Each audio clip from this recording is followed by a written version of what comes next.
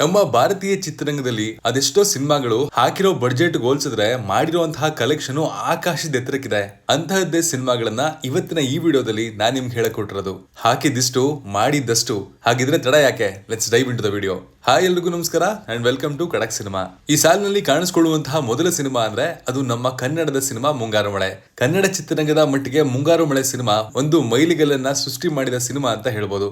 ಕನ್ನಡ ಚಿತ್ರರಂಗದ ಮೊದಲ 50 ಕೋಟಿ ಕಲೆಕ್ಷನ್ ಮಾಡಿರುವಂತಹ ಸಿನಿಮಾ ಅಂದ್ರೆ ಅದು ಮುಂಗಾರು ಮಳೆ.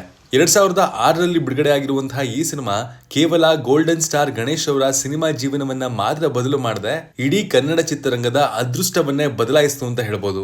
ಯೋಗರಾಜ್ ಭಟ್ ನಿರ್ದೇಶನದಲ್ಲಿ ಮೂಡ್ ಬಂದಂತಹ ಈ ಸಿನಿಮಾ ಕೇವಲ 70 ಲಕ್ಷ ರೂಪಾಯಿ ಬಡ್ಜೆಟ್ ನಲ್ಲಿ ನಿರ್ಮಾಣವಾಗಿತ್ತು. ಆದ್ರೆ ಈ ಸಿನಿಮಾ ಕಲೆಕ್ಷನ್ ಮಾಡಿದ್ದು ಮಾತ್ರ ಬರೋಬ್ಬರಿ 70 ಕೋಟಿಗೂ ಅಧಿಕ. ಅಂದ್ರೆ ಮುಂಗಾರು ಮಳೆ ಸಿನಿಮಾ ಹಾಕಿದ್ದ ಬಡ್ಜೆಟ್ ಗಿಂತ 100 ಪಟ್ಟು ಲಾಭವನ್ನ ಸಿನಿಮಾ ಮಾಡಿಕೊಟ್ಟಿದೆ ಅಂತ ಹೇಳ್ಬೋದು. ಇಷ್ಟೊಂದು ದೊಡ್ಡ ಮಟ್ಟದಲ್ಲಿ ಲಾಭ ಗಳಿಸಿರುವಂತಹ ಸಿನಿಮಾಗಳಲ್ಲಿ ಮುಂಗಾರು ಮಳೆ ಅಗ್ರಗಣ್ಯ ಸ್ಥಾನದಲ್ಲಿ ಕಾಣಿಸ್ಕೊಳ್ಳುತ್ತೆ. ಈ ಸಾಲಿನಲ್ಲಿ ಎರಡನೇದಾಗಿ ಕಾಣಿಸ್ಕೊಳ್ಳುವಂತಹ ಸಿನಿಮಾ ಅಂದ್ರೆ ಅದು ಸೀಕ್ರೆಟ್ ಸೂಪರ್ ಸ್ಟಾರ್. ಒಬ್ಬ ಮುಸಲ್ಮಾನ್ ಹುಡುಗಿ ತನ್ನ ತಂದೆಗೆ ತಿಳಿಯದ ಹಾಗೆ ಸಂಗೀತದಲ್ಲಿ ಸಾಧನೆ ಮಾಡುವಂತಹ ಕಥೆಯನ್ನ ಹೊಂದಿರುವಂತಹ ಈ ಸಿನಿಮಾದಲ್ಲಿ ಅಮೀರ್ ಖಾನ್ ಅವರು ಕೂಡ ಪ್ರಮುಖ ಪಾತ್ರದಲ್ಲಿ ಕಾಣಿಸ್ಕೊಂಡಿದ್ದಾರೆ.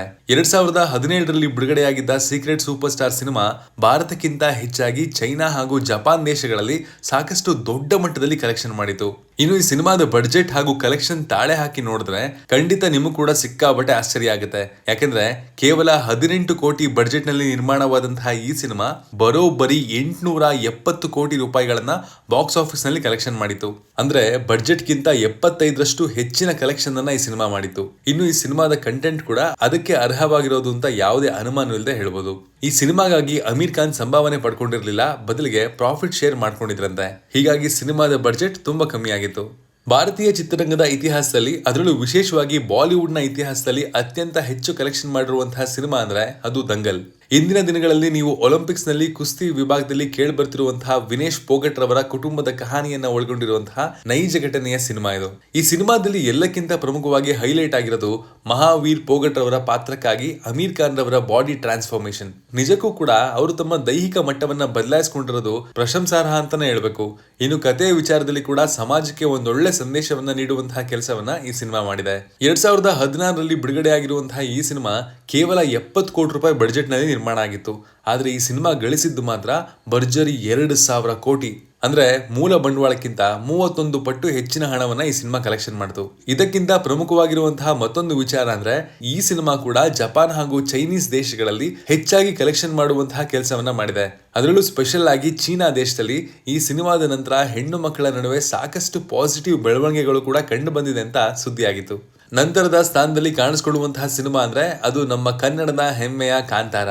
ನಿಜಕ್ಕೂ ಹೇಳ್ಬೇಕಂದ್ರೆ ರಿಷಬ್ ಶೆಟ್ಟಿ ನಾಯಕನಾಗಿ ಹಾಗೂ ನಿರ್ದೇಶಕನಾಗಿ ಕಾಣಿಸ್ಕೊಂಡಿರುವಂತಹ ಈ ಎಪಿಕ್ ಸಿನಿಮಾ ಪ್ಯಾನ್ ಇಂಡಿಯಾ ಬಿಡುಗಡೆಯ ದೃಷ್ಟಿಯಲ್ಲಿ ಬಿಡುಗಡೆಯಾದಂತಹ ಸಿನಿಮಾ ಅಲ್ಲವೇ ಅಲ್ಲ.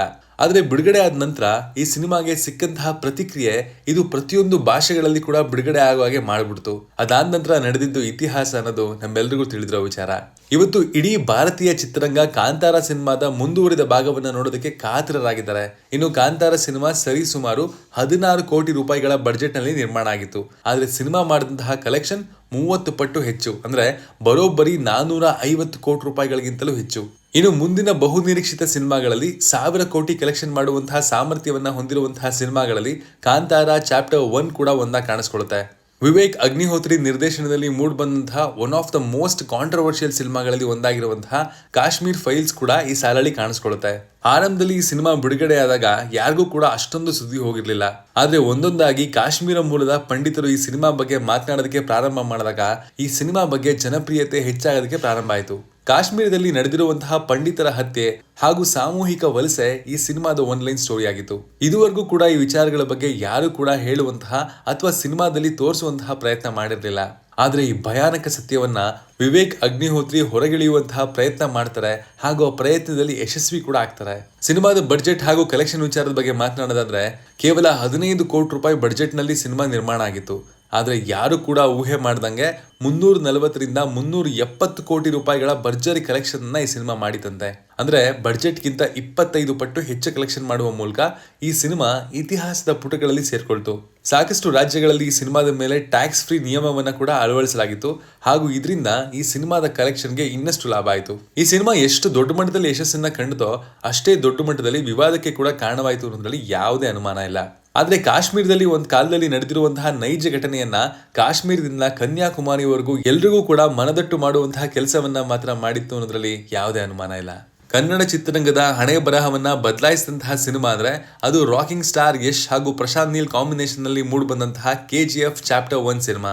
ಕನ್ನಡ ಚಿತ್ರರಂಗ ಇವತ್ತಿನ ದಿನಗಳಲ್ಲಿ ತನ್ನ ಎಲ್ಲಾ ಕಟ್ಟುಪಾಡುಗಳನ್ನ ಮೀರಿ ಬೇರೆ ಮಾರುಕಟ್ಟೆಗಳಲ್ಲಿ ಕೂಡ ಸದ್ದು ಮಾಡುವಂತಹ ಕೆಲವೊಂದು ಚಿಕ್ಕ ಪುಟ್ಟ ಪ್ರಯತ್ನವನ್ನ ಮಾಡ್ತಿದೆ ಅಂದ್ರೆ ಅದಕ್ಕೆ ಪ್ರಮುಖವಾದ ಕಾರಣ ಇದೇ ಸಿನಿಮಾ.